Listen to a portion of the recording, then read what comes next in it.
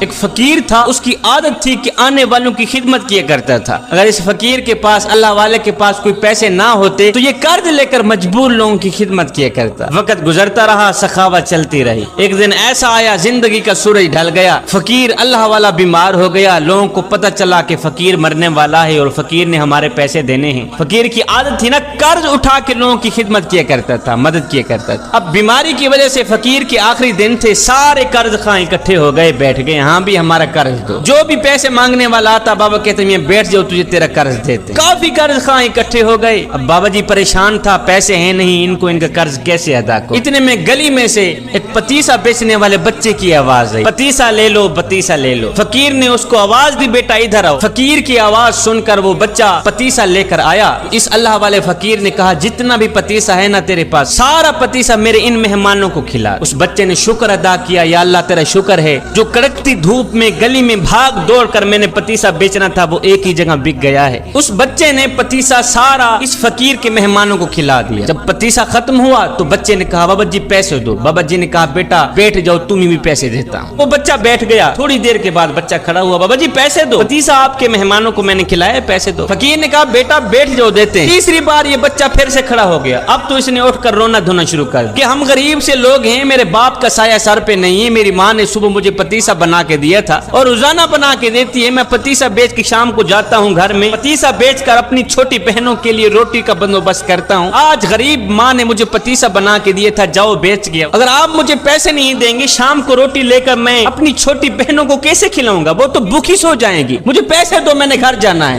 میری ماں میرے انتظار میں ہوگی۔ اب اس بچے نے کیا کیا؟ اس نے رونا دھونا شروع کر دیا، مجھے پیسے دو، مجھے میرے پتیسے کے پیسے دو۔ ادھر بچے نے رونا شروع کیا، ادھر میرے رب کی رحمت کو جوش آ گیا۔ ادھر بچے کی آنکھوں سے آنسو نکلے، ادھر میرے کریم رب کی رحمت جوش میں آ گئی۔ بچہ رو ہی رہا تھا کہ ایک شخص آیا، اس شخص نے تھیلی میں پیسے رکھے ہوئے تھے، آ کر فقیر کو کہا بابا جی بندہ ہے نا چیز کا یہ تحفہ قبول کیجیے، میرے حق میں دعا کیجیے۔ بابا جی نے بسم اللہ پڑھ کر وہ پیسوں کی تھیلی لے لی، اپنے خلیفے کو کہا یہ لو پیسے، جتنے بھی قرض خواہ بیٹھے ہیں سب کو ان کا قرض دے دو اور اس بچے کو بھی پیسے دے دو۔ قرض والوں کو ان کے پیسے دے دیے گئے۔ اس کے بعد بابا جی نے کہا میاں تمہاری مہربانی، اپنے اپنے گھروں میں جا سکتے ہو۔ لوگوں نے کہا بابا جی جب پیسے دینے ہی تھے تو اتنی دیر سے آپ نے ہمیں کیوں بٹھایا؟ یہ مرید آپ کا پیسے دینے والا پہلے کیوں نہیں آیا؟ اور یہ پیسے دینے کے لیے پہلے کیوں نہیں آیا؟ یہ سن کر فقیر رو کر کہنے لگا بھائی پہلے اس لیے نہیں آیا کہ اس وقت تم میں کوئی رونے والا نہیں تھا، ایک بچہ رونے والا آیا ہے، سب کا کام کر گیا۔